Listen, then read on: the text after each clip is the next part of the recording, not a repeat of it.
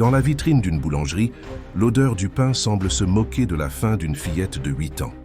Demandant un morceau à crédit, elle est humiliée jusqu'à ce qu'un millionnaire décide d'intervenir. Ce qu'il a fait a choqué tout le monde. Si cette histoire vous a intéressé, n'oubliez pas de vous abonner à notre chaîne et de nous dire depuis quelle ville vous nous regardez. On continue l'aventure. C'était un matin brumeux à Lyon où les ruelles pavées du vieux Lyon s'éveillaient sous un ciel gris et mélancolique. Les premiers rayons de soleil tentaient de percer le voile de nuages qui enveloppait la ville. Dans ce tableau hivernal, une petite silhouette se déplaçait furtivement entre les passants pressés. Sophie Beaumont, 8 ans à peine, les pieds mouillés dans des chaussures usées, le ventre creux depuis la veille, avançait avec détermination vers la boulangerie Le Pain Doré, qui embaumait déjà la rue de ses effluves de pain chaud et de viennoiseries. La fillette s'arrêta devant la vitrine, contemplant avec envie les baguettes dorées et les croissants luisants disposés en rangées parfaites. Son estomac grogna bruyamment, lui rappelant qu'elle n'avait pas mangé depuis le maigre dîner de la veille. Elle compta les quelques centimes dans sa poche, sachant pertinemment que ce n'était pas suffisant. Pourtant, elle devait rapporter quelque chose pour sa petite sœur Léa, alitée depuis 3 jours avec de la fièvre. Après avoir hésité quelques instants, Sophie poussa la porte de la boulangerie, faisant tinter la clochette suspendue. L'intérieur était chaleureux, avec des murs couleur crème, et des étagères en bois foncé chargées de pain de toutes formes. L'odeur était encore plus enivrante à l'intérieur, presque douloureuse pour son estomac vide. « Bonjour, madame », murmura Sophie en s'approchant du comptoir où madame Rousseau, une femme d'une 50aine d'années, au regard sévère, arrangeait des pains au chocolat. « Qu'est-ce que tu veux, petite ?» demanda la boulangère sans lever les yeux de son travail. Sophie serra ses doigts autour des pièces dans sa poche et prit une profonde inspiration. « Je voudrais 2 pains, s'il vous plaît. C'est pour ma petite sœur qui est malade, » dit-elle, la voix tremblante. « Mais je n'ai pas assez d'argent aujourd'hui. Je pourrais payer demain quand ma maman reviendra du travail ?» Le visage de madame Rousseau se durcit immédiatement. « On ne fait pas crédit ici, et surtout pas aux enfants. Si tu n'as pas d'argent, reviens quand tu en auras. » Le cœur de Sophie se serra. Elle aurait dû s'y attendre, mais l'espoir l'avait poussée à essayer. « S'il vous plaît, madame, » insista-t-elle doucement. « Ma sœur n'a rien mangé depuis. » « J'ai dit non, » coupa la boulangère plus sèchement. « Maintenant, si tu n'achètes rien, laisse la place au client qui paie. » C'est alors qu'une voix grave et posée s'éleva depuis le fond de la boulangerie. « Mettez 4 pains et 2 pains au chocolat. Je paie. » Sophie se retourna, surprise. Dans le coin de la boulangerie, à une petite table ronde, était assis un homme qu'elle n'avait pas remarqué en entrant. Grand, élégamment vêtu d'un costume gris anthracite, il avait des traits fins, une barbe soigneusement taillée et des yeux d'un bleu profond, qui semblait porter le poids d'une tristesse ancienne. Il se leva et s'approcha du comptoir, sortant son portefeuille en cuir. « Monsieur le roi », salua madame Rousseau, son ton changeant radicalement pour devenir presque mielleux. « C'est très généreux de votre part, mais cette petite a faim, » interrompit-il calmement. « Et sa sœur aussi, apparemment. » Il posa un billet sur le comptoir, bien plus que nécessaire pour les pains demandés. « Gardez-la. Monnaie, ajouta-t-il. Mathieu Leroy se tourna vers Sophie, qui le regardait avec un mélange d'étonnement et de méfiance. Il lui sourit gentiment, un sourire qui n'atteignait pas tout à fait ses yeux mélancoliques. « Comment t'appelles-tu » demanda-t-il en s'agenouillant pour être à sa hauteur.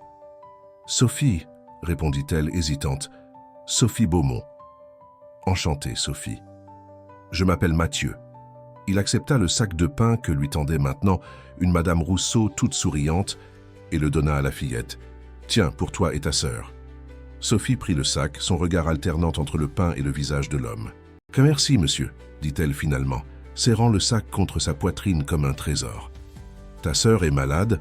demanda Mathieu, une ombre d'inquiétude traversant son visage. Sophie hocha la tête. « Elle a de la fièvre depuis 3 jours. Maman dit que ça va passer, mais... » Elle s'interrompit, consciente qu'elle en disait peut-être trop à un étranger. Sa mère lui avait toujours dit de se méfier des inconnus, même ceux qui semblaient gentils. Mathieu sembla percevoir sa réticence. « Je comprends. J'espère qu'elle se rétablira vite. » Il se releva et ajouta « Prends bien soin d'elle. » Sophie hocha la tête, murmura un dernier « merci » et se dirigea vers la porte. Avant de sortir, Elle jeta un dernier regard à cet étrange homme qui l'avait aidé sans raison. Il était retourné à sa table, mais ne semblait plus intéressé par son café ou son journal. Il regardait par la fenêtre, pensif, comme si quelque chose dans cette rencontre avait réveillé en lui un souvenir enfoui. Ce que Sophie ne pouvait pas savoir, c'est que Mathieu, le roi n'avait rien à faire dans cette boulangerie ce matin-là. PDG d'une entreprise de technologie en pleine expansion, il habitait normalement dans le quartier chic de la Presqu'île, loin de cette modeste boulangerie du vieux Lyon. Mais depuis quelques semaines, un malaise inexplicable l'habitait, une sorte de vide que ni son succès professionnel ni sa fortune ne parvenaient à combler. Ce matin-là, après une nuit d'insomnie, il avait décidé de marcher sans but dans les rues de Lyon, laissant ses pas le guider. Il l'avait mené jusqu'à cette boulangerie, où le destin avait placé Sophie sur son chemin. En quittant la boulangerie, Sophie se mit à courir, pressée de rentrer auprès de sa sœur. Elle ne remarqua pas que Mathieu s'était levé et l'observait par la fenêtre. Elle ne vit pas non plus qu'après quelques instants d'hésitation, il quitta à son tour la boulangerie et commença à la suivre discrètement, à distance respectueuse. Quelque chose dans cette petite fille avait touché une corde sensible en lui. Était-ce sa dignité malgré sa pauvreté évidente? Ou peut-être avait-il reconnu dans ses yeux une détermination qu'il avait lui-même possédée il y a bien longtemps, quand la vie n'avait pas encore fait de lui un homme riche mais solitaire. Sophie traversa les ruelles étroites du vieux Lyon puis s'engagea dans des quartiers de moins en moins pittoresques. Les immeubles haussmanniens laissèrent place à des bâtiments plus modernes et moins entretenus. Elle finit par entrer dans une résidence HLM aux murs défraîchis, au bord du Rhône, dans un quartier que Mathieu ne connaissait que trop bien. Il s'arrêta à l'entrée de l'immeuble, incertain. Que faisait-il là? Pourquoi avait-il suivi? Cet enfant? Il n'était pas un stalker ni un prédateur, il était simplement, curieux, inquiet? Ou peut-être, et cette pensée le frappa avec la force d'une révélation, peut-être cherchait-il une réponse à ce vide qui le rongeait depuis des mois. Mathieu resta immobile un long moment, fixant l'entrée de l'immeuble où Sophie avait disparu. Puis, lentement, il fit demi-tour et regagna sa voiture de luxe garée quelques rues plus loin. Mais tandis qu'il conduisait à travers la ville pour retourner à son bureau, l'image de la petite Sophie restait gravée dans son esprit. Il savait, sans pouvoir l'expliquer, que cette rencontre fortuite allait changer quelque chose dans sa vie. Ce qu'il ignorait encore, c'est à quel point ce changement serait profond et combien de secrets du passé il allait déterrer sur son chemin. Le lendemain matin, Mathieu se réveilla dans son appartement spacieux, avec vue sur la place Bellecour, l'esprit encore hanté par l'image de la petite Sophie. Durant toute la journée précédente, il avait tenté de se concentrer sur ses réunions, ses appels et les innombrables décisions qu'un PDG doit prendre quotidiennement.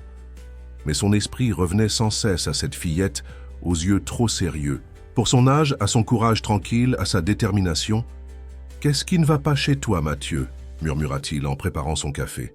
À 42 ans, il avait tout ce que la société considérait comme les marqueurs du succès. Une entreprise florissante, un patrimoine conséquent, un appartement luxueux, des voitures de collection.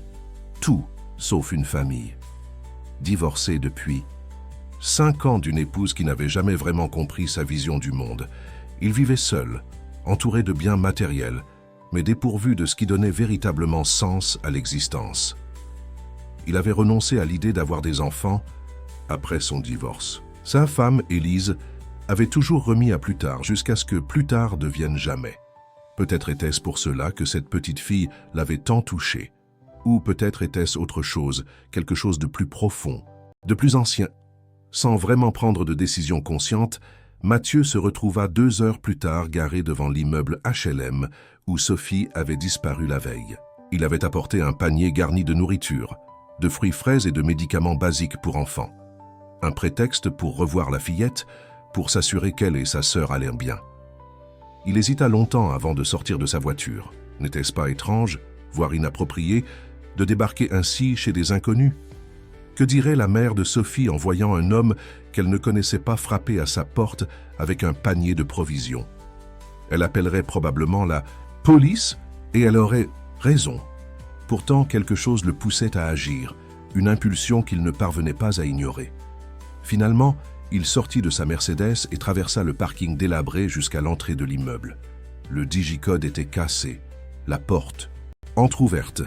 Il entra et chercha des yeux le nom Beaumont sur les boîtes aux lettres. 3e étage, appartement 307. L'ascenseur étant hors service, il monta les escaliers, notant au passage les graffitis sur les murs, l'odeur d'humidité, les ampoules grillées. Arrivé devant la porte 307, il prit une profonde inspiration et frappa. Pendant un long moment, rien ne se passa. Puis il entendit des pas légers approcher et une petite voix demanda « Qui est-ce » ? « C'est Mathieu. De la boulangerie, hier, » répondit-il, se sentant soudain ridicule. Il y eut un silence, puis le bruit de plusieurs verrous qu'on déverrouillait. La porte s'entr'ouvrit, retenue par une chaîne de sécurité, et le visage méfiant de Sophie apparut dans l'entrebâillement. « Monsieur Mathieu » dit-elle, surprise. « Comment avez-vous su où j'habite » Mathieu se rendit compte qu'il n'avait pas préparé d'explication qui ne sonnerait pas comme celle d'un stalker. « Je t'ai vu entrer ici hier, » admit-il. « Je voulais m'assurer que... Ta sœur et toi alliez bien. J'ai apporté quelques provisions. » Il souleva légèrement le panier pour qu'elle puisse le voir. Les yeux de Sophie s'écarquillèrent légèrement à la vue de la nourriture, mais la méfiance ne quitta pas son regard. « Maman dit qu'il ne faut pas faire entrer des étrangers, » dit-elle avec prudence. « Ta maman a tout à fait raison, » approuva Mathieu. « Tu es très sage de te méfier. Je peux laisser le panier ici, si tu préfères. » Il posa le panier devant la porte et recula d'un pas pour montrer qu'il respectait sa décision. Ce geste sembla rassurer Sophie. « Attendez, » dit-elle après un moment d'hésitation. Elle referma la porte et Mathieu entendit la chaîne être retirée. Puis la porte s'ouvrit plus largement, révélant un appartement modeste mais propre. « Je peux vous faire entrer juste un moment, » expliqua Sophie. « Léa est réveillée et elle voudrait vous remercier pour le pain d'hier. » Mathieu entra, portant le panier. L'appartement était petit, avec un salon-cuisine combiné, 2 portes menant, probablement aux chambres, et une autre à la salle de bain. Les meubles étaient usés mais bien entretenus. Quelques photos étaient accrochées au mur, montrant Sophie et une petite fille plus jeune qu'il présuma être Léa, ainsi qu'une femme aux traits fatigués mais au sourire chaleureux, sans doute leur mère. « Léa est dans la chambre », indiqua Sophie, le conduisant vers l'une des portes. Dans une petite chambre aux murs décorés de dessins d'enfants, Léa était allongée sur un lit étroit. Âgée d'environ 6 ans, elle ressemblait beaucoup à sa sœur, avec les mêmes yeux noisettes et les mêmes cheveux châtains, bien que les siens soient plus longs et bouclés. Son visage était pâle et ses joues rougies par la fièvre, mais elle sourit en voyant Mathieu. « C'est lui qui a donné le pain » demanda-t-elle d'une voix faible. Sophie hocha la tête. « Oui, c'est Monsieur Mathieu. Il a apporté encore plus de choses aujourd'hui. » Mathieu s'approcha du lit et s'agenouilla pour être au niveau de la petite fille. « Bonjour Léa, comment te sens-tu aujourd'hui ?»« J'ai mal à la gorge, » répondit-elle, « et j'ai chaud, puis froid. » Mathieu posa doucement sa main sur le front. De l'enfant. Il était brûlant. « Tu as vu un médecin ?» demanda-t-il à Sophie, inquiet. Sophie secoua la tête. « Maman dit qu'on ne peut pas se permettre le médecin pour un simple rhume. Elle a dit que ça passerait tout seul. Et où est votre maman maintenant ?» interrogea Mathieu, de plus en plus préoccupé par la situation. « Elle travaille, » répondit Sophie simplement. « Elle fait le ménage dans des bureaux, elle part très tôt le matin et rentre tard le soir. » « Elle vous laisse seule toute la journée ?»« Je suis grande, » affirma Sophie avec fierté. « Je peux m'occuper de Léa. » Et puis Madame Dubois, la voisine, vient vérifier que tout va bien pendant sa pause déjeuner. Mathieu sentit son cœur se serrer. Cette petite fille de 8 ans assumait des responsabilités d'adulte avec un courage extraordinaire. Il fouilla dans le panier et en sortit un sirop pour la gorge et des comprimés pour la fièvre adaptés aux enfants. « Tiens, ceci devrait aider Léa à se sentir mieux, » dit-il en les tendant à Sophie. « Mais elle devrait vraiment voir un médecin. » Pendant que Sophie lisait attentivement les instructions sur les boîtes de médicaments, Mathieu observa la chambre plus en détail. Sur la table de chevet, il remarqua une photo encadrée d'un homme aux cheveux châtains et aux yeux bleus, tenant les 2 fillettes plus jeunes dans ses bras. Quelque chose dans ce visage lui semblait étrangement familier. « C'est votre papa ?» demanda-t-il, indiquant la photo. Le visage de Sophie s'assombrit. « Oui, dit-elle simplement. « Il ne vit pas avec vous ?» Sophie hésita, échangeant un regard avec sa sœur. « Non, il est parti il y a 2 ans. Il revient parfois, mais pas souvent. » Il y avait quelque chose. Dans sa voix, une réticence qui suggérait qu'il y avait plus à cette histoire qu'elle ne voulait dire. Mathieu n'insista pas, comprenant que le sujet était douloureux. « Je suis désolé, » dit-il doucement. Un silence s'installa, que Léa brisa en demandant « Vous êtes riche, monsieur Mathieu ?» Léa, gronda doucement Sophie, embarrassée par la question directe de sa sœur. Mathieu sourit. « J'ai de la chance, oui, j'ai une entreprise qui marche bien. » « Alors pourquoi vous êtes triste ?» poursuivit Léa avec cette perspicacité déconcertante que les enfants possèdent parfois. La question prit Mathieu au dépourvu. « Qu'est-ce qui te fait penser que je suis triste ?»« Vos yeux, » répondit simplement Léa. « Ils sourient pas en même temps que votre bouche. » Mathieu resta sans voix, touché par cette observation si juste d'une enfant de 6 ans. Il était sur le point de répondre quand la porte d'entrée s'ouvrit et se referma brusquement. « Sophie ? Léa ?» appela une voix féminine tendue et fatiguée. « C'est maman !» s'exclama Sophie soudain alarmée. « Elle est rentrée plus tôt. » Avant que Mathieu n'ait pu réagir, une femme apparut à la porte de la chambre. Grande, mince, les cheveux châtains attachés en queue de cheval, elle portait l'uniforme d'une société de nettoyage. Ses yeux identiques à ceux de ses filles s'écarquillèrent de surprise puis se durcirent de méfiance en voyant Mathieu. « Qui êtes-vous » demanda-t-elle sèchement, se plaçant instinctivement entre l'étranger et ses filles. « Que faites-vous chez moi ?» Mathieu se leva lentement, conscient de l'image qu'il devait projeter, un homme inconnu dans la chambre de ses enfants pendant son absence. « Maman, c'est monsieur Mathieu », intervint rapidement Sophie. « C'est lui qui a payé le pain hier et qu'il a apporté des médicaments pour Léa aujourd'hui. » Le regard de la femme alla de Mathieu au panier de provisions, puis à ses filles, l'incompréhension se mélangeant à l'inquiétude. « Madame Beaumont, je présume ?» dit Mathieu, tendant une main qu'elle ignora. « Je m'appelle Mathieu Leroy. Je vous assure que mes intentions sont honorables.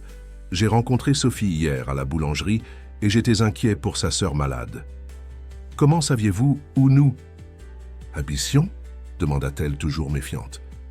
Mathieu grimaça légèrement. « J'ai suivi Sophie hier. Je sais que cela paraît suspect et je m'en excuse. Mais je vous assure que je voulais simplement aider. » La mère des filles croisa les bras, clairement peu convaincue. « Monsieur Leroy, c'est ça? Je vous remercie pour votre aide, mais je dois vous demander de partir maintenant.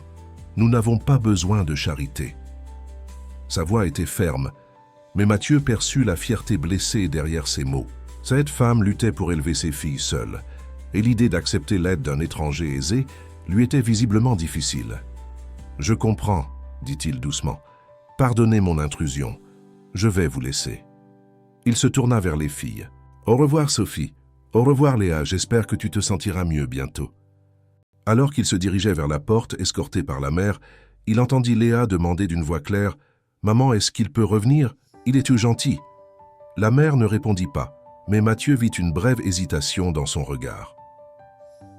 Surdit. Le palier. Elle lui adressa finalement la parole. « Pourquoi faites-vous cela? Vous ne nous connaissez même pas. » Mathieu réfléchit un instant. La vérité était qu'il ne savait pas lui-même exactement pourquoi il avait été si touché par ses enfants. « Disons que j'ai été à leur place, il y a longtemps, » répondit-il, finalement. « Et personne n'est venu m'aider. » Il sortit une carte de visite de sa poche et la lui tendit. « Si Léa ne va pas mieux, appelez-moi.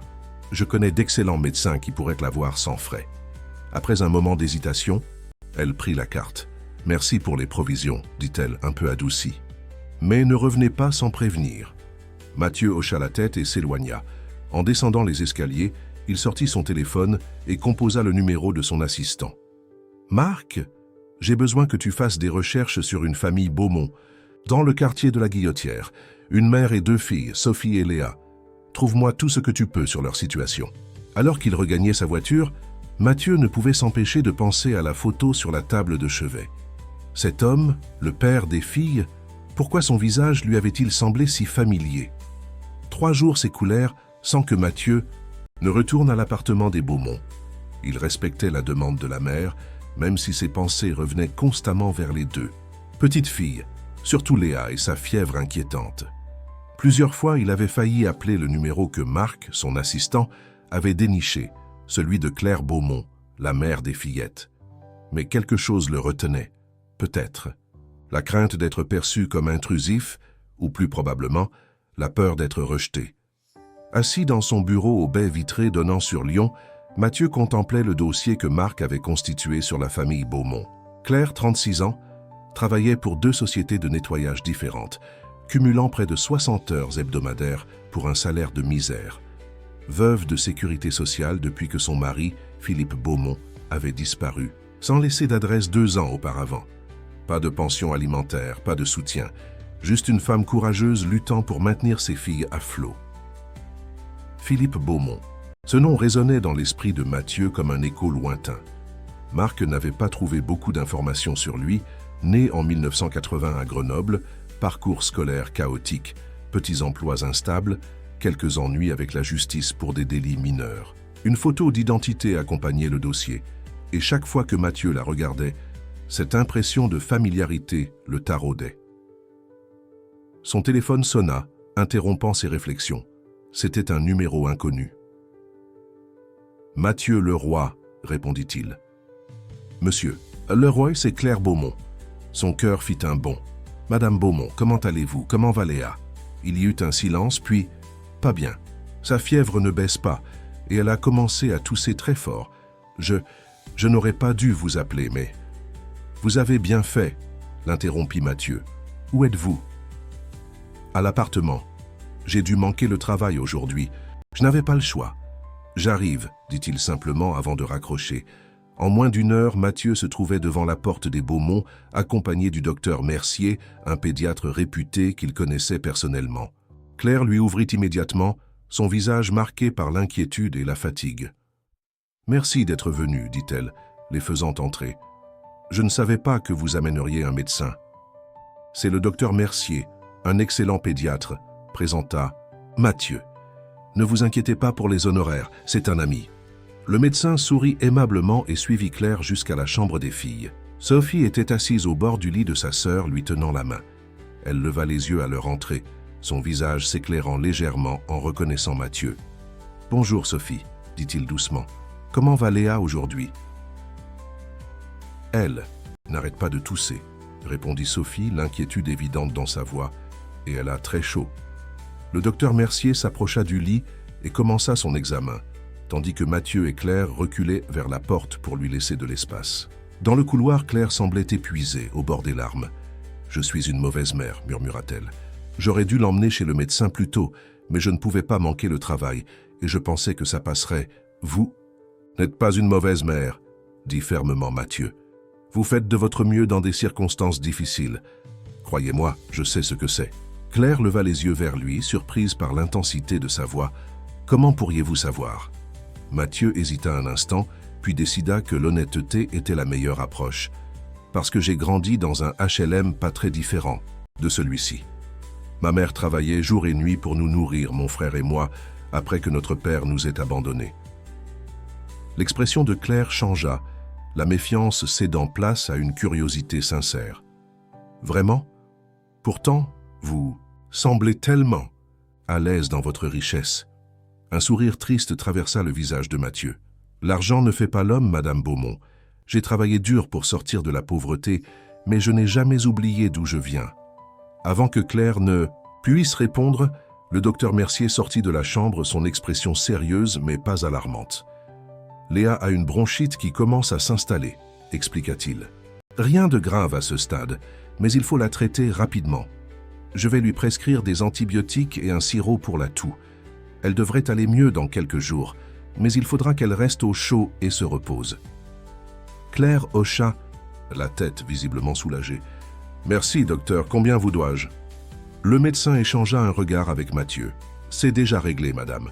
Prenez soin de votre fille. C'est tout ce qui compte. » Après le départ du médecin, Mathieu proposa d'aller chercher les médicaments à la pharmacie. Claire accepta, reconnaissante, mais insista pour lui donner l'argent nécessaire.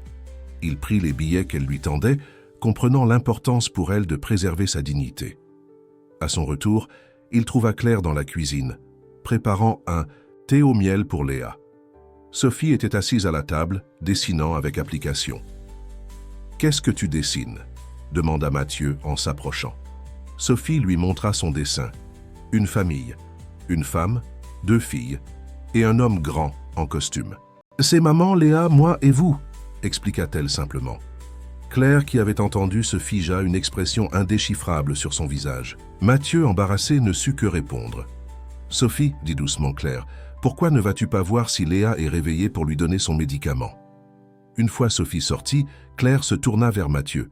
« Monsieur le roi, Mathieu, s'il vous plaît. »« Mathieu, reprit-elle, je vous suis reconnaissante pour votre aide, mais je dois vous demander d'être prudent. Mes filles, elles n'ont pas eu beaucoup de figures masculines stables dans leur vie. Je ne voudrais pas qu'elles s'attachent à vous et souffrent ensuite d'une autre déception. » Mathieu comprit immédiatement ce qu'elle sous-entendait. « Vous avez raison, je n'avais pas l'intention de... Je veux dire, je comprends vos inquiétudes, mais je vous assure que je ne disparaîtrai pas comme... » Il s'interrompit, ne voulant pas prononcer le nom de l'homme qui les avait abandonnés. « Comme leur père, » compléta Claire, amère. Philippe avait aussi de grandes promesses au début, puis l'alcool, les dettes, les absences de plus en plus longues, jusqu'à ce qu'un jour il ne revienne plus du tout. À la mention de ce nom, cette sensation étrange revint tourmenter Mathieu. « Philippe Beaumont », murmura-t-il. « Né à Grenoble, fils de Marcel et Élisabeth Beaumont ?» Claire le regarda avec surprise. « Oui, comment le savez-vous » Saint-Mathieu sentit le sol se dérober sous ses pieds. Les pièces du puzzle s'assemblaient dans son esprit, révélant une image qu'il n'était pas préparé à voir. « Philippe Beaumont est mon frère », lâcha-t-il finalement. Le silence qui suivit cette révélation fut assourdissant. Claire le fixait incrédule, cherchant dans ses traits une ressemblance avec l'homme qui l'avait abandonné. « C'est impossible », murmura-t-elle. « Philippe n'a jamais mentionné avoir un frère riche. Il disait être fils unique. »« Nous avons coupé les ponts il y a 20 ans, » expliqua Mathieu, encore sous le choc de sa propre découverte. « Après la mort de notre mère, il y a eu des désaccords sur l'héritage, sur la direction à prendre. J'ai choisi les études. Il a préféré une vie plus facile. Nous avons perdu contact. J'ai même changé de nom, prenant celui de ma mère, Leroy, pour marquer la rupture. Je ne savais pas qu'il s'était marié et qu'il avait des enfants. » Claire s'assit lentement, assimilant cette information. « Sophie et Léa seraient donc vos nièces. »« Il semblerait, » répondit Mathieu tout aussi abasourdi. « Je vous jure que je ne le savais pas quand j'ai aidé Sophie à la boulangerie. Je ne sais même pas pourquoi j'ai été attiré vers elle, peut-être une sorte de connexion familiale inconsciente. » Ils restèrent silencieux un moment, chacun perdu dans ses pensées. Puis Claire demanda « Que voulez-vous maintenant? Pourquoi? Êtes-vous revenu ?» Mathieu la regarda droit dans les yeux. « Je veux aider, pas par charité ou par culpabilité, mais parce que ces petites filles sont ma famille, une famille que je ne savais pas avoir. Je n'attends rien en retour, je vous le promets. » « Et si Philippe revient ?» interrogea Claire, une ombre traversant son visage. « Il réapparaît parfois, vous savez, généralement quand il a besoin d'argent. » Cette révélation fit naître en Mathieu un mélange de colère et de tristesse. Son frère n'avait donc pas changé. « S'il revient, nous gérerons la situation ensemble, si vous le permettez. » Claire sembla réfléchir longuement, pesant le pour et le contre. Finalement, elle hocha la tête, un accord tacite. « Je peux voir Léa maintenant ?» demanda Mathieu. « Pour lui donner ses médicaments. » Claire acquiesça et le conduisit jusqu'à la chambre des filles. Sophie était assise au bord du lit, racontant une histoire à sa sœur qui écoutait, les yeux brillants malgré sa fatigue. Les 2 fillettes levèrent la tête à leur entrée. « Monsieur Mathieu !» s'exclama Léa, sa voix enrouée mais joyeuse. « Vous êtes revenu !»« Bien sûr que je suis revenu, » dit-il, s'approchant du lit avec les médicaments. « Je t'ai apporté de quoi te soigner. » Pendant qu'il aidait Léa à prendre son sirop, sous le regard attentif de Sophie, Mathieu sentit quelque chose changer en lui, une chaleur qu'il n'avait pas ressentie depuis des années. Le vide qu'il habitait depuis si longtemps commençait à se combler, remplacé par un sentiment d'appartenance, de but. Ses enfants étaient ses nièces, sa famille, et il ferait tout pour les protéger et leur offrir la stabilité qu'elles méritaient. Plus tard ce soir-là, après avoir promis de revenir le lendemain, Mathieu retourna à son appartement luxueux qui lui sembla soudain froid et impersonnel. Il sortit une vieille boîte qu'il gardait au fond d'un placard contenant les rares souvenirs qu'il avait conservés de son enfance. Parmi eux, une photo jaunie, 2 garçons souriants, bras dessus, bras dessous, devant un HLM similaire à celui des Beaumont. Mathieu et Philippe, avant que la vie ne les sépare. Il fixa longtemps cette image, les souvenirs affluents, les moments de complicité, les disputes, les rêves partagés dans leur petite chambre étroite. Comment en était-il arrivé là? À quel moment leur chemin s'était-il séparé si drastiquement? Et surtout, que ferait-il si Philippe réapparaissait dans la vie de Claire et des filles? Pourrait-il pardonner à son frère 2 décennies de silence, suivies de l'abandon de ses propres enfants? Mathieu n'avait pas de réponse à ces questions, mais une chose était certaine.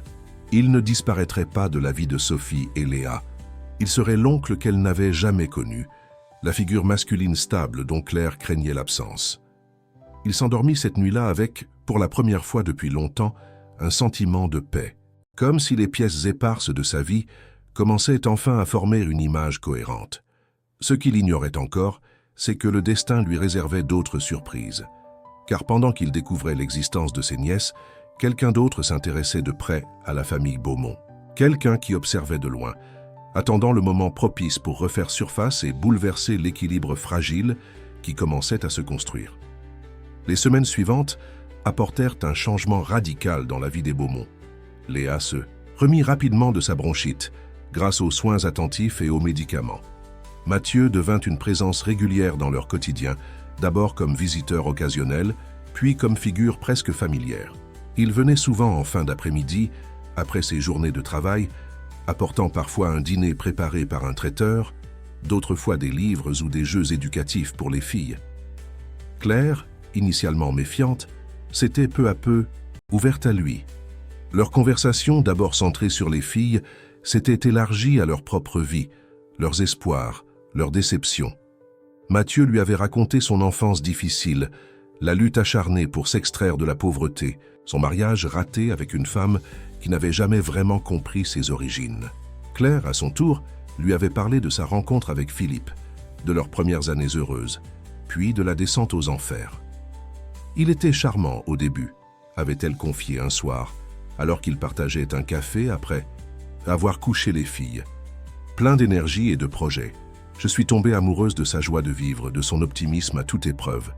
Je n'ai pas vu les signes avant-coureurs, l'impulsivité, l'incapacité à tenir un emploi stable. Les petits mensonges. Mathieu avait hoché la tête, reconnaissant parfaitement le portrait de son frère. Philippe a toujours été comme ça. Même enfant, il vivait dans l'instant, sans penser aux conséquences. Notre mère disait qu'il avait le cœur aussi grand que son irresponsabilité. C'est exactement ça, avait acquiescé Claire avec un sourire triste. Je ne l'ai compris que trop tard. Ces confidences avaient tissé entre eux un lien de compréhension mutuelle, une sorte de complicité née de leurs expériences partagées avec le même homme, l'un comme frère, l'autre comme épouse. Ce samedi matin de mars, alors que le printemps commençait timidement à réveiller Lyon, Mathieu avait prévu une sortie spéciale. Il avait obtenu l'autorisation de Claire pour emmener les filles visiter l'Institut Lumière, le musée du cinéma. Sophie, passionnée par les livres et les histoires, s'intéressait de plus en plus aux films, tandis que Léa était simplement excitée à l'idée d'une aventure avec son tonton Mathieu, surnom qu'elle lui avait spontanément donné, et qui, bien qu'initialement déstabilisant pour lui, avait fini par réchauffer son cœur à chaque fois qu'il l'entendait.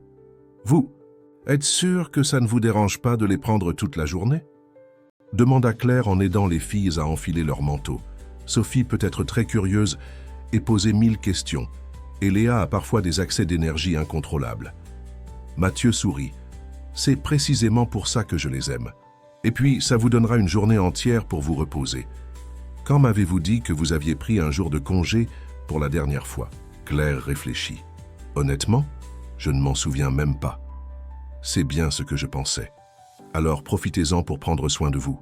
Nous serons de retour pour le dîner. » Alors qu'ils quittaient l'appartement, Sophie et Léa sautillant, d'excitation devant lui, Mathieu remarqua un homme qui les observait depuis le hall d'entrée de l'immeuble. Grand, mal rasé, Vêtu d'une veste en cuir usé, il les suivait du regard avec une intensité troublante.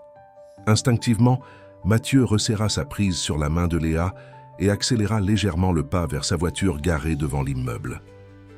L'homme ne fit aucun geste pour les approcher, mais Mathieu ne put s'empêcher de sentir un malaise. Quelque chose dans sa posture, dans son regard, lui semblait vaguement familier. Mais le babil joyeux des fillettes détourna rapidement son attention et il oublia cet incident alors qu'ils s'engageaient dans leur journée d'exploration.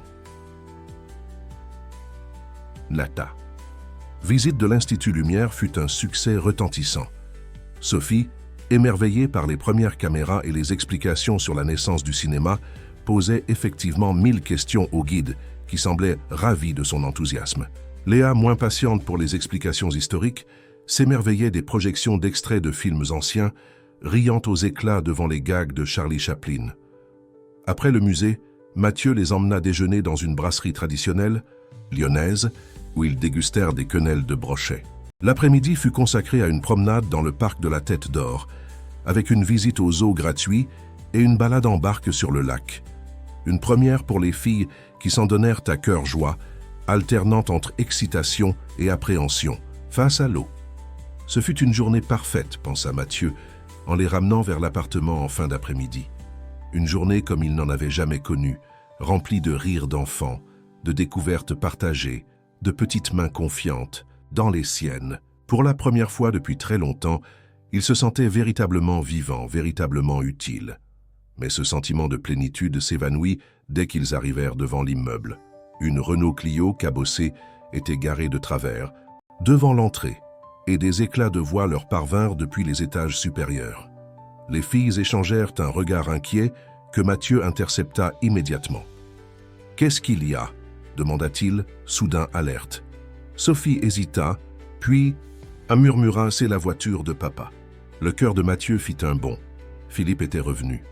Après plus de 2 ans d'absence, son frère avait choisi ce jour précis pour réapparaître. Était-ce une coïncidence ou avait-il vu Mathieu plus tôt dans la journée? Était-ce lui l'homme dans le hall? Restez dans la voiture, ordonna-t-il doucement aux filles. Je vais voir ce qui se passe.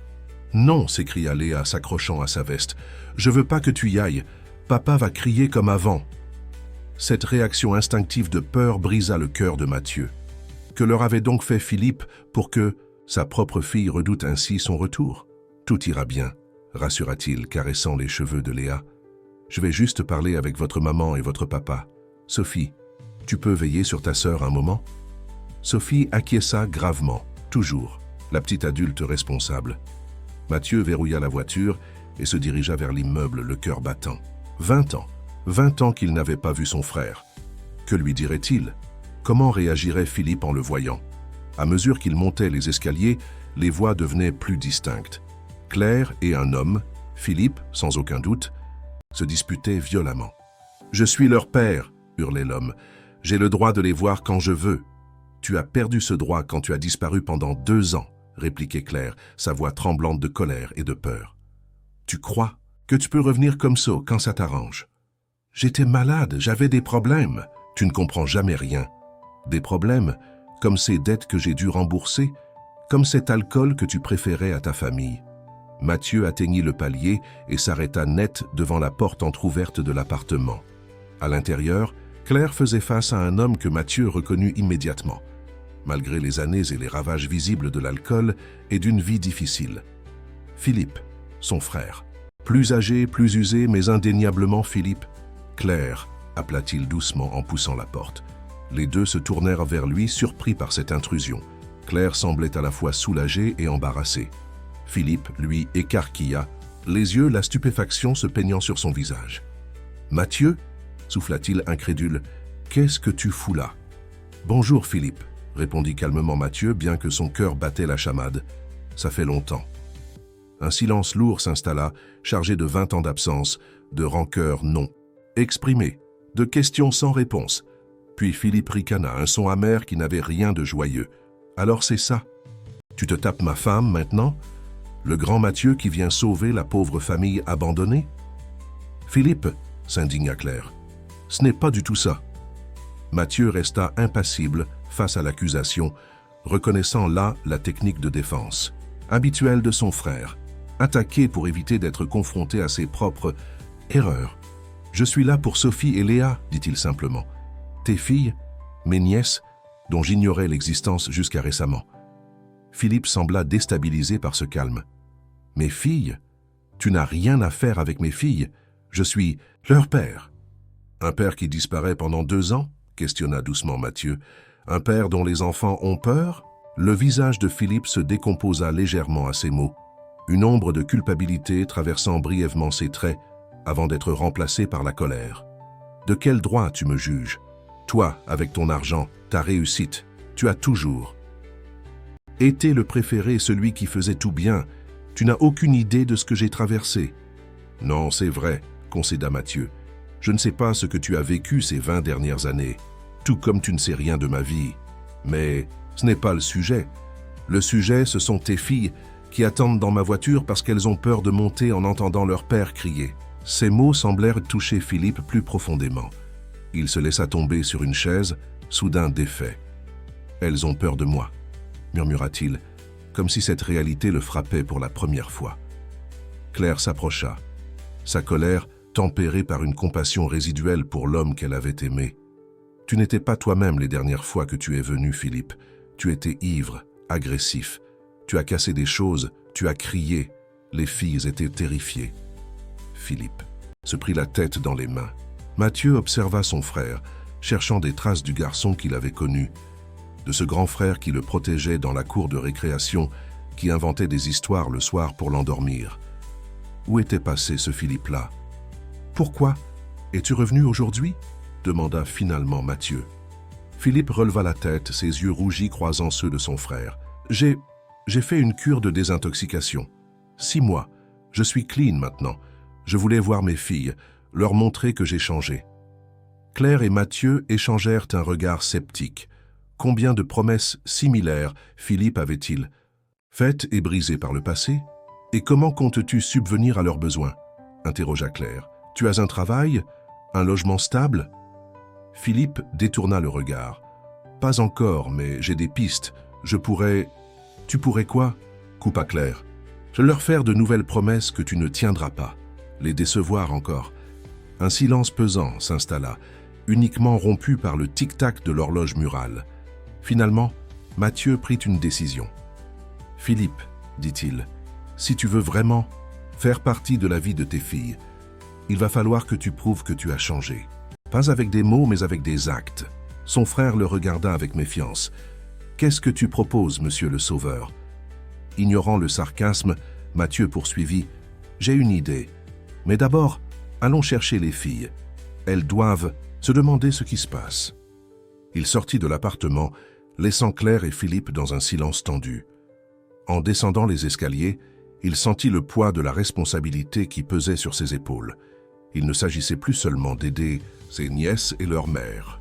Il s'agissait désormais de réconcilier une famille brisée, la sienne, tout en protégeant ceux qui étaient devenus si importants pour lui. Et si Philippe n'avait pas vraiment changé? S'il disparaissait à nouveau, brisant une fois, de plus le cœur de ses filles? Ou pire, s'il restait mais se révélait incapable d'être le père dont elles avaient besoin? Ces questions tournoyaient dans l'esprit de Mathieu alors qu'il approchait de la voiture où Sophie et Léa attendaient, leurs petits visages inquiets pressés contre la vitre. Quoi qu'il arrive, il se fit une promesse. Il ne les abandonnerait, pas lui, jamais. Le retour de Sophie et Léa dans l'appartement fut un moment d'intense émotion. Quand elles aperçurent leur père, leurs réactions furent diamétralement opposées. Léa, du haut de ses 6 ans, se figea, ses grands yeux écarquillés exprimant un mélange de peur et de confusion.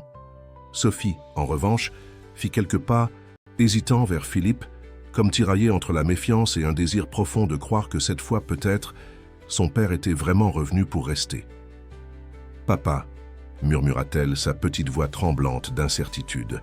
Philippe s'agenouilla, les larmes aux yeux. « Oui, ma chérie, c'est moi. Je suis revenu. » Sophie s'approcha encore, scrutant son visage comme pour y déceler une vérité cachée. « Tu vas rester longtemps cette fois ?» Cette question innocente, chargée de tant d'espoir déçu, frappa Philippe comme une gifle. Il jeta un regard désemparé vers Claire, puis vers Mathieu, avant de reporter son attention sur sa fille. « Je vais essayer, Sophie, je te le promets.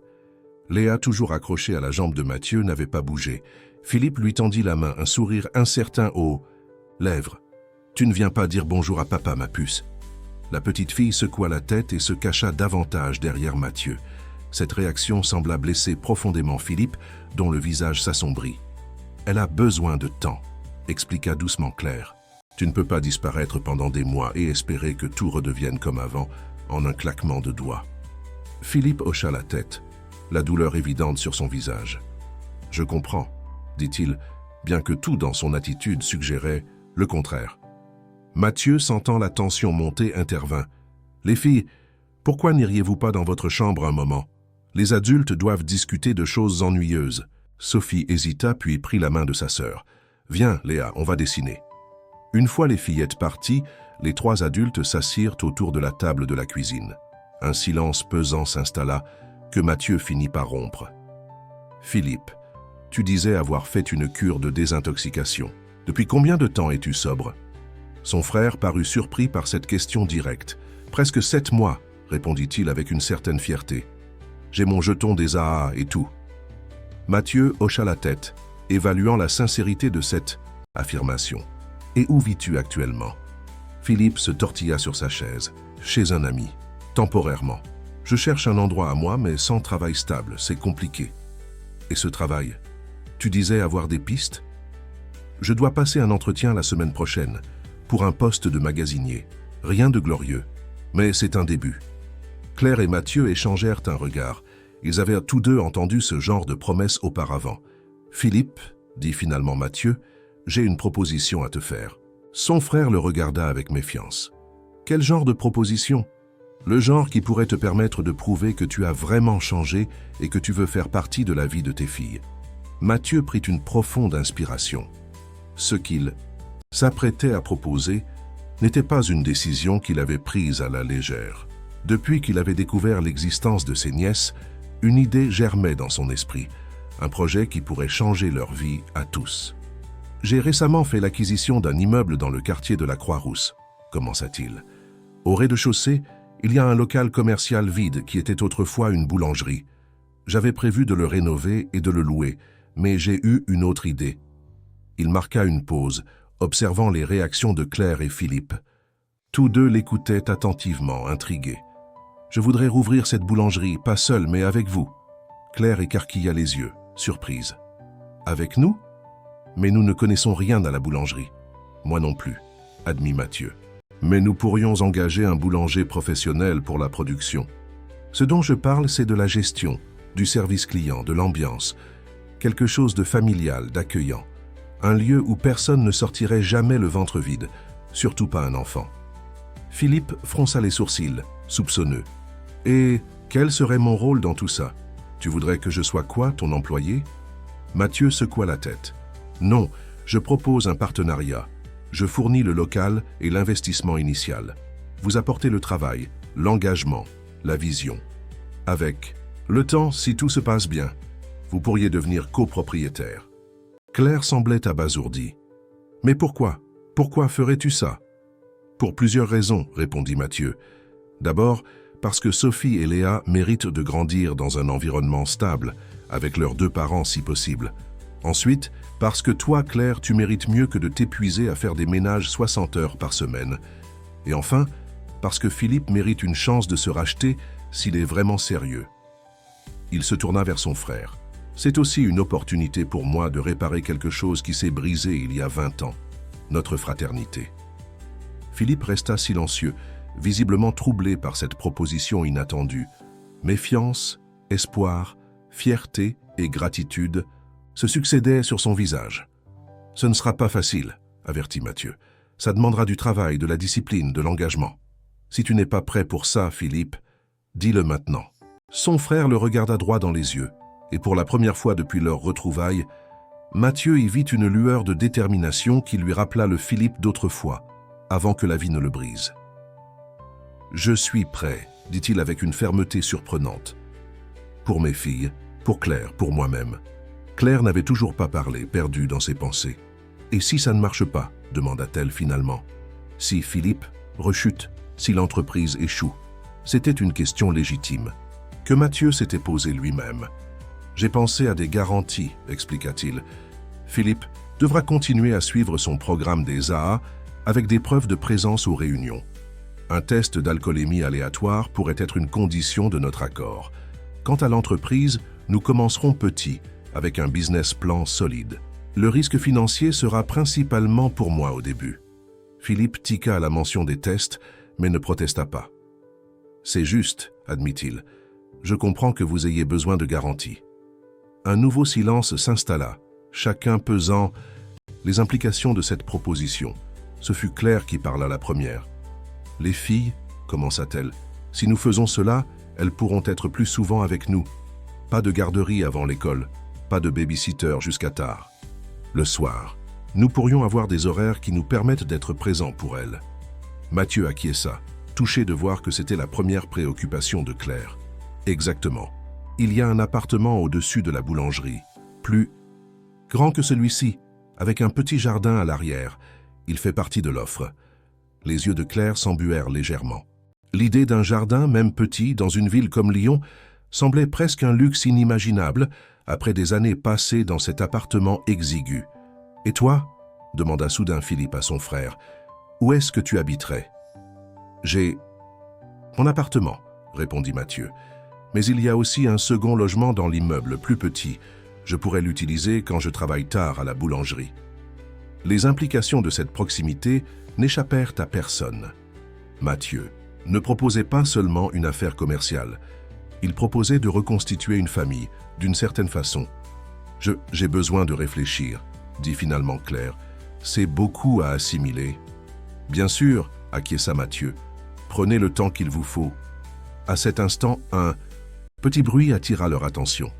Sophie se tenait dans l'encadrement de la porte, Léa juste derrière elle. « On pourrait vraiment avoir un jardin ?» demanda Sophie, les yeux brillants d'espoir. Les adultes échangèrent des regards surpris, puis Claire sourit doucement. « Tu as écouté aux portes, jeune fille ?» Sophie baissa les yeux, embarrassée. « Juste un peu. Alors c'est vrai? Pour le jardin ?» Mathieu s'approcha et s'agenouilla devant les fillettes. « Oui, c'est vrai, et pas seulement un jardin. Une nouvelle maison, un nouveau départ pour vous tous. »« Avec papa aussi ?» demanda Léa d'une petite voix, parlant pour la première. Fois depuis le retour de Philippe. Tous les regards se tournèrent vers Philippe, qui semblait au bord des larmes. « Si vous voulez bien de moi, dit-il doucement, si vous me donnez une chance de vous montrer que j'ai changé. » Léa hésita, puis fit un pas vers son père. « Tu promets de ne plus crier? De ne plus casser les choses ?» Philippe hocha la tête, la gorge nouée. « Je te le promets, ma chérie, plus jamais. » Lentement, comme approchant un animal sauvage, Léa s'avança vers son père. Quand elle fut assez proche, Philippe ouvrit les bras et, après une dernière hésitation, elle s'y blottit. Sophie les rejoignit, et bientôt père et filles étaient réunis dans une étreinte émue. Claire observait la scène, des émotions contradictoires se lisant sur son visage. Espoir et crainte, désir de croire et peur d'être à nouveau déçu. Mathieu comprenait parfaitement ce conflit intérieur. Lui-même n'était pas certain que Philippe tiendrait ses promesses cette fois-ci. Mais il était prêt à prendre ce risque, à offrir cette chance à son frère, pas seulement pour Philippe, mais pour Sophie et Léa, qui méritèrent de connaître leur père sous son meilleur jour. Plus tard ce soir-là, après que Philippe fut parti, promettant de revenir le lendemain, Claire et Mathieu se retrouvèrent seuls dans la cuisine. Les filles dormaient, épuisées par les émotions de la journée. « Tu crois vraiment qu'il a changé ?» demanda Claire, fixant sa tasse de thé. Mathieu réfléchit avant de répondre. « Je ne sais pas, » admit-il honnêtement. « Je veux y croire. Mais ce que je sais, c'est que nous serons là tous les deux si jamais il échoue. Les filles-là ne seront pas seules cette fois. » Claire leva les yeux vers lui, une gratitude profonde dans son regard. « Merci Mathieu, pour tout. »« Ne me remercie pas encore, » dit-il avec un petit sourire. « Attends de voir si je sais gérer une boulangerie. » Elle rit doucement et ce son simple fit battre le cœur de Mathieu un peu plus vite. Il commençait à comprendre que ses sentiments pour Claire dépassaient la simple amitié ou le désir d'aider. Mais ce n'était ni le moment, ni le lieu pour explorer ses émotions naissantes. Trop de choses étaient en jeu. Ce soir-là, en rentrant chez lui, Mathieu repensa au chemin parcouru depuis ce matin froid où une petite fille affamée était entrée dans une boulangerie. Comment sa vie avait-elle pu changer aussi radicalement en si peu de temps? Il avait retrouvé un frère perdu, découvert des nièces dont il ignorait l'existence et peut-être trouvé un sens à sa vie qui lui avait toujours échappé. Demain marquerait le début d'une nouvelle aventure. La rénovation de la boulangerie, l'embauche, du personnel, l'élaboration du concept, tant de défis à relever. Mais pour la première fois depuis des années, Mathieu se sentait véritablement vivant, animé par un projet qui dépassait sa simple réussite personnelle. Ce qu'il ne savait pas encore, c'est que le plus grand défi l'attendait, car reconstruire une famille brisée s'avérerait bien plus complexe que de rénover une vieille boulangerie. Et le chemin vers la rédemption de Philippe serait semé d'obstacles que personne ne pouvait encore prévoir. 6 mois s'étaient écoulés depuis la proposition de Mathieu. 6 mois de travail acharné, de doutes, d'espoir et de petites victoires. La boulangerie, le pain de l'espoir, nichée dans une ruelle pittoresque de la Croix-Rousse, avait ouvert ses portes 2 mois auparavant, et déjà, elle commençait à se faire un nom dans le quartier. Ce matin de septembre, alors que le soleil se levait à peine sur Lyon, Mathieu observait son frère pétrir la pâte aux côtés de Monsieur Fournier, le boulanger professionnel qu'ils avaient embauché. Philippe avait insisté pour apprendre le métier depuis le début, refusant de se contenter d'un rôle de gérant. « Je veux créer quelque chose de mes mains », avait-il expliqué, « pas seulement vendre le travail des autres ». Cette détermination avait impressionné Mathieu. Son frère, autrefois si prompt à chercher les solutions faciles, s'était révélé étonnamment persévérant face aux difficultés de l'apprentissage. Ses premières baguettes avaient été loin d'être parfaites, mais il s'était obstiné, écoutant avec humilité les conseils de Monsieur Fournier, se levant chaque jour à 3 heures du matin sans se plaindre. « Tu deviens un vrai boulanger », commenta Mathieu en s'approchant. Philippe sourit, essuyant la farine de son front d'un revers de main. « J'ai encore beaucoup à apprendre, mais j'aime ça, tu sais.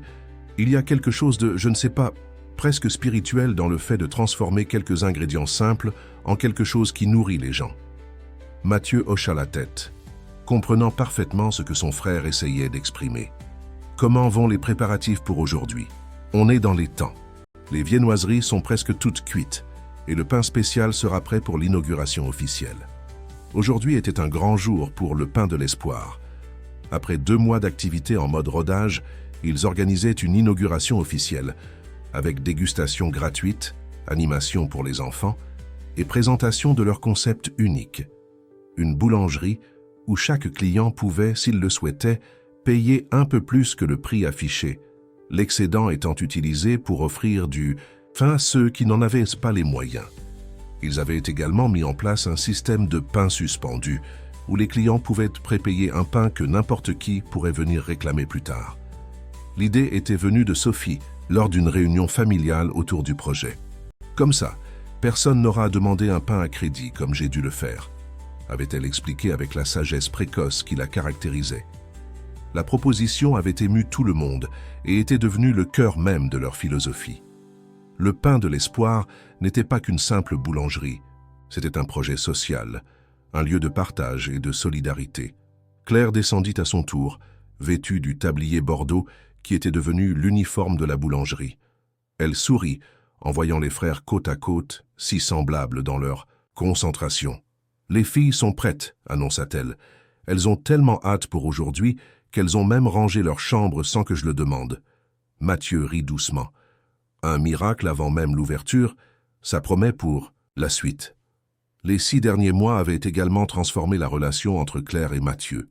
Au départ collègues dans ce projet commun, ils étaient progressivement devenus amis, puis confidents, puis quelque chose de plus, encore non défini mais indéniablement présent.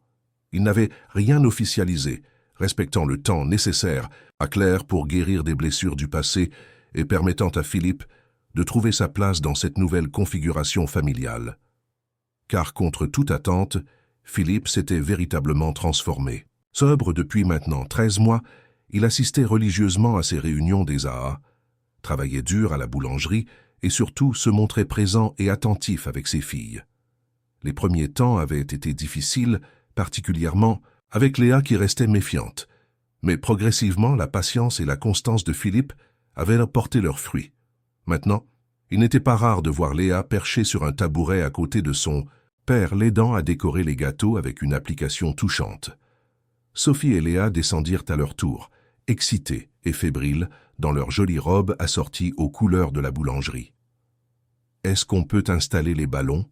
Maintenant » demanda Sophie, brandissant un paquet de ballons colorés. « Bien sûr, » acquiesça Claire. « Mais d'abord petit déjeuner.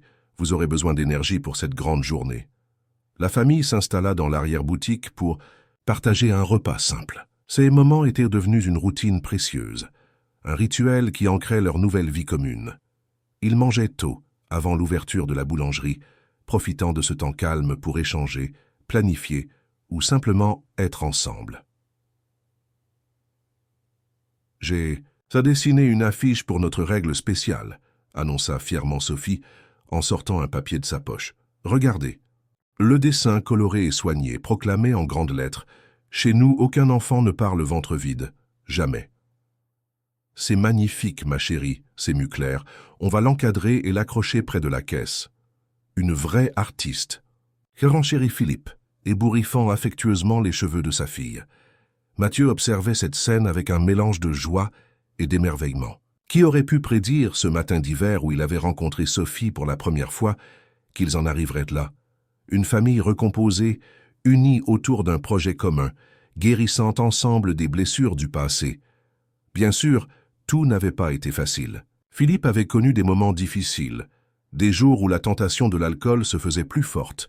Il y avait eu des disputes, des malentendus, des obstacles administratifs à surmonter.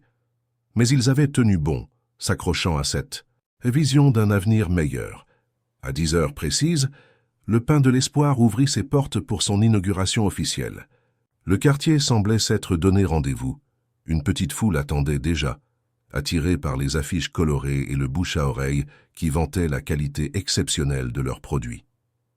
Monsieur Garnier, le boulanger traditionnel, installé 2 rues plus loin, était même venu, un signe de respect qui toucha particulièrement Philippe. Au départ méfiant face à cette nouvelle concurrence, le vieux boulanger avait fini par reconnaître que le Pain de l'Espoir proposait une approche différente, complémentaire plutôt que concurrente. La journée passa dans un tourbillon d'activités, dégustations, visites de l'atelier pour les enfants curieux de voir comment naissait le pain, interviews pour le journal local qui s'intéressait à leurs concepts innovants. Sophie et Léa, fières comme des ponts, distribuaient des petits sacs de madeleine maison aux visiteurs, expliquant avec enthousiasme la philosophie de la boulangerie. En fin d'après-midi, alors que l'affluence commençait à diminuer, un moment particulier vint ponctuer cette journée déjà mémorable. Une petite fille d'environ 8 ans entra timidement dans la boulangerie. Vêtue d'habits usés mais propres, elle regardait avec envie les quelques pains qui restaient en vitrine.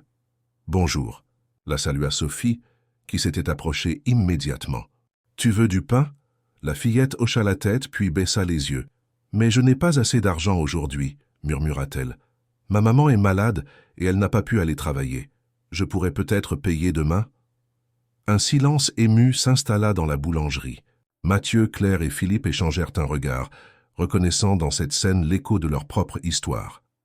Sophie sourit largement et se tourna vers l'affiche qu'elle avait dessinée, désormais encadrée et accrochée près de la caisse. « Tu vois cette règle ?» dit-elle en pointant du doigt. « Chez nous, aucun enfant ne part le ventre vide. Jamais. » Elle se dirigea vers la vitrine et choisit une belle baguette fraîche et 2 pains au chocolat qu'elle plaça dans un sac en papier. « Tiens, c'est pour toi et ta maman. » La fillette écarquilla les yeux. « Vraiment? Je peux les prendre ?»« Bien. »« Sûr, » confirma Sophie. « C'est un pain suspendu. Quelqu'un l'a déjà payé pour toi. » La petite fille prit le sac, ses yeux brillants de gratitude. « Merci beaucoup. Je dirai à maman de venir quand elle ira mieux. »« Comment t'appelles-tu » demanda doucement Claire, émue par la scène. « Amélie, » répondit la fillette. « Eh bien, Amélie, tu seras toujours la bienvenue ici, » assura Claire. « Toi et ta maman. » Alors qu'Amélie quittait la boulangerie, son précieux sac serré contre elle, Mathieu sentit une main se glisser dans la sienne. C'était Claire, les yeux humides d'émotion. « La boucle est bouclée, » murmura-t-elle. Mathieu hocha la tête, incapable de parler tant sa gorge était nouée. Oui, la boucle était bouclée. Ce qui avait commencé par un acte de gentillesse envers une enfant affamée s'était transformé en quelque chose de bien plus grand. Une famille, reconstruite, une entreprise avec une mission, un lieu où la générosité et l'espoir prenaient racine. Philippe les rejoignit, passant un bras autour des épaules de son frère.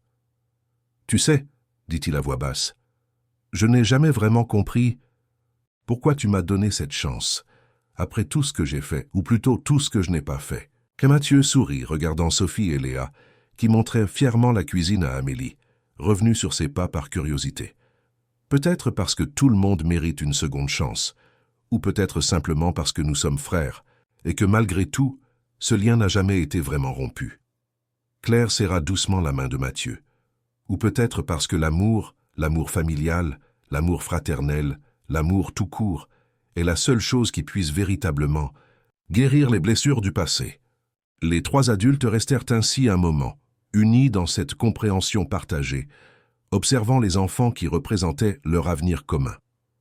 Plus tard ce soir-là, après avoir fermé la boulangerie et célébré le succès de cette journée d'inauguration autour d'un dîner festif, Mathieu se retrouva seul sur la petite terrasse de l'appartement qu'il occupait occasionnellement au-dessus de la boulangerie.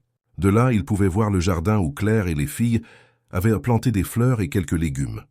Le soleil se couchait sur Lyon, baignant la ville d'une lumière dorée qui rappelait étrangement la couleur d'une baguette parfaitement cuite. Mathieu sourit à cette comparaison. Il commençait à penser comme un boulanger. Une silhouette le rejoignit sur la terrasse. Claire, libérée de son tablier, les cheveux détachés, semblait plus détendue qu'il ne l'avait jamais vue. « Les filles sont en train de montrer à Philippe comment jouer à leurs jeux vidéo, » expliqua-t-elle en s'accoudant à la balustrade à côté de lui. « Il est terriblement mauvais, et elles s'amusent comme des folles à le battre. » Mathieu rit doucement, imaginant la scène. Il apprendra. Il est plutôt doué pour apprendre, finalement. Ils restèrent silencieux un moment, contemplant le panorama de la ville qui s'étendait devant eux. « Mathieu, dit finalement Claire, je ne t'ai jamais vraiment remercié pour tout ce que tu as fait. »« Tu n'as pas à me remercier. Voir les filles heureuses, voir Philippe retrouver sa dignité, te voir sourire, c'est la plus belle des récompenses. » Claire se tourna vers lui, ses yeux reflétant la lueur dorée du crépuscule. « Il y a quelques... Moi, je n'aurais jamais cru possible de refaire confiance à un homme, de croire à nouveau en l'avenir. Tu as changé ça. » Mathieu sentit son cœur s'accélérer. « Claire, je... » Elle posa doucement un doigt sur ses lèvres. « Je sais, moi aussi. Mais prenons notre temps, d'accord? Nous avons toute une vie devant nous maintenant. » Mathieu acquiesça, comprenant parfaitement. Ils avaient tous vécu trop de bouleversements en peu de temps pour précipiter quoi que ce soit. Ce qui comptait, c'était qu'ils avançaient ensemble dans la même direction. « Une vie entière », répéta-t-il. « Ça me convient parfaitement. » Alors que la nuit tombait doucement sur Lyon, enveloppant le pain de l'espoir dans son manteau d'ombre, une certitude brillait comme une étoile dans le cœur de Mathieu. Parfois, les rencontres les plus fortuites peuvent changer le cours d'une vie. Parfois, un simple geste de gentillesse peut déclencher une cascade d'événements qui transforment non seulement une existence, mais plusieurs.